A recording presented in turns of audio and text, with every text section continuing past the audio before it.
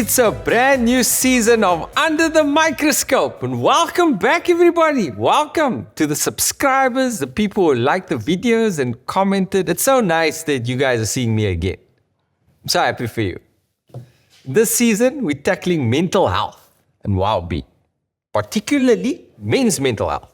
Because it's a confusing time to be a man, bruh. We can all agree on this. There are expectations for you to fulfill historically traditional male roles like being a provider.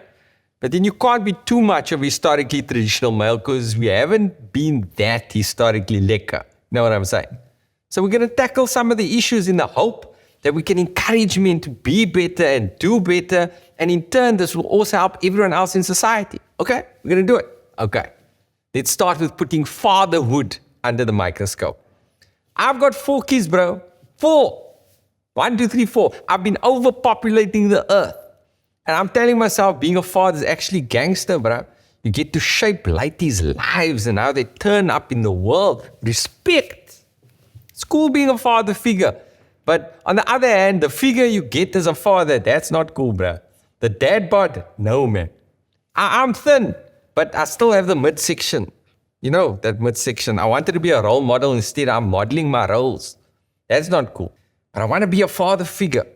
Now, today, there's a growing myth that dads are dispensable and don't necessarily need to play a central role in their children's lives because some women choose to be single moms. Not only does this myth put undue pressure on moms, but research actually shows that when both parents are fully involved in the children's lives, the household in which they grow up in is likely to be better off. There's less stress on moms as they feel assisted and affirmed in their roles, and the children's nutrition, healthcare, and education is likely to be supported and encouraged. So while single moms deserve all the praise they get, dude, it's a hard job, bruh. We can all agree. They can't always compete with the unified parental front of a dad and a mom. Or, let's be honest, they can't tell dad jokes. That is reserved for us, corny brassa. In fact, not having a dad around may mean less pee on the toilet seat, but it does put more pressure on single moms. But as an aside, maybe I must say this, I actually sit down when I pee, bruh. I do it. My wife has me trained. The reality here in South Africa is that many children grow up without fathers. We have the second highest rate of father absence on the African continent after Namibia. And while this has a lot to do with socioeconomic issues today, the prevalence of absent fathers is still a knock-on effect from South Africa's violent history of slavery, colonialism, and apartheid, where the migrant labor system and forced migration took fathers away from their families.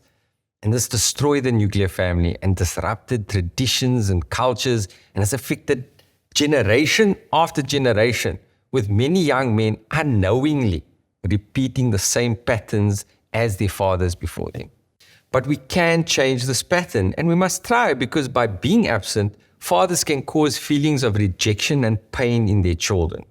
Psychologist and Associate Professor Malose Langa explains that children who come from households with absent fathers are more likely to suffer from depression and take part in delinquent and risk-taking behavior, including experimenting with alcohol and drugs, bullying, and even early sexual activity. Any parent of a teenager knows that the teenage years are basically just terrible twos, multiplied exponentially, but the screaming is actually replaced with indignant silence. Close the door. I'm fine. What you doing behind the door?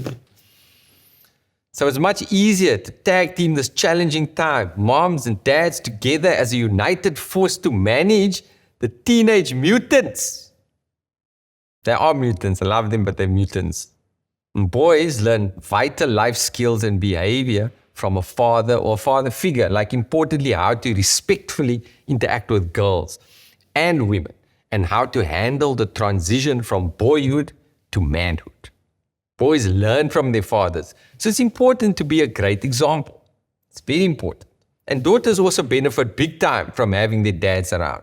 Research shows girls who receive consistent physical displays of affection from their fathers turn out to be less promiscuous in later life. Check all the dads running to give their daughters hugs now. Actually, can I just go? Just give me a chance. Can we pause? Okay, no. It's fine. I'll do it immediately at home now. Daddy loves you. Daddy loves you.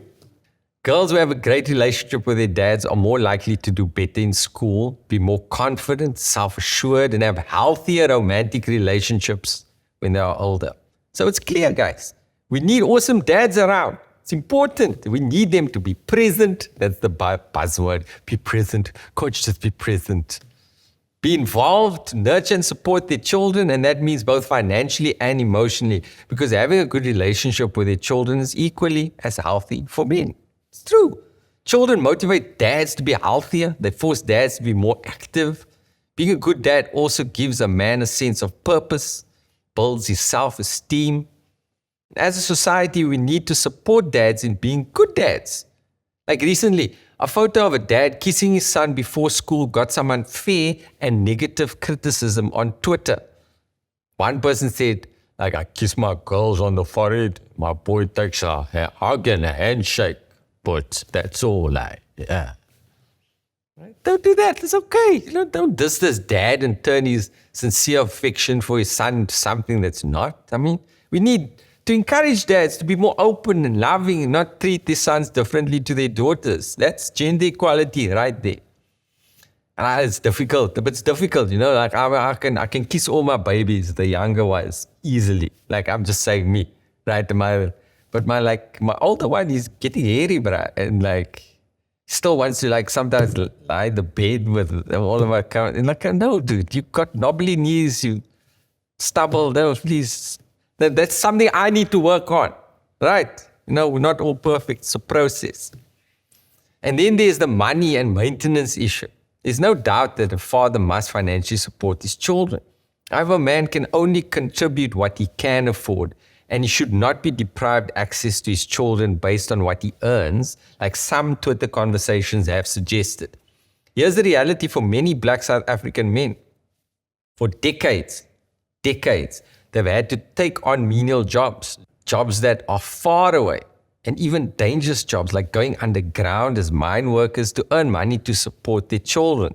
Might not always be a lot of money, but if this kind of self-sacrifice isn't proof that these men care and love their children and are trying to be good fathers, then I don't know what is. And by the way, you don't have to be a biological father to fulfill the role of a father. I mean, think about it. Peter Parker, aka Rabubi.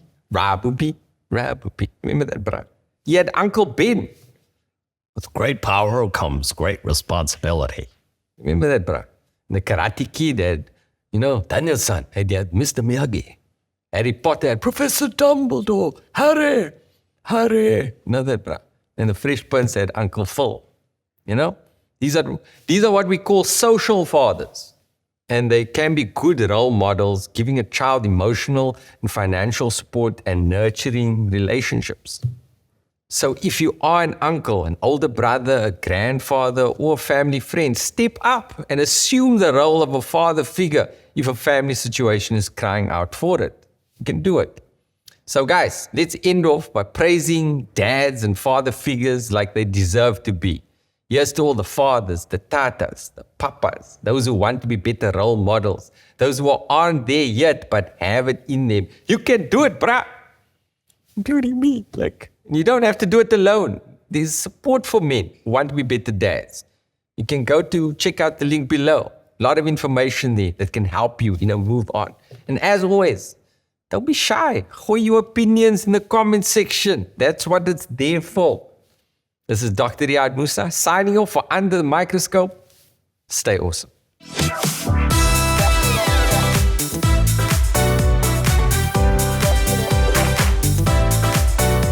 This season on Under the Microscope, we are talking men's mental health. Subscribe now for all the episodes.